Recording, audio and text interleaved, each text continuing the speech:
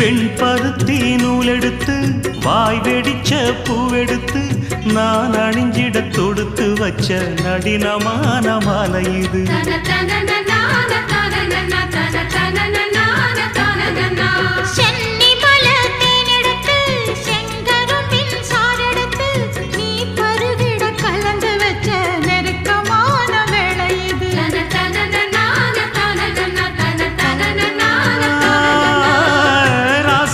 உடம்பிருக்கும் ரவிக்க துணி நானாக அன்னாடம் சூடி கொண்ட ஆசை வச்சாகாதா.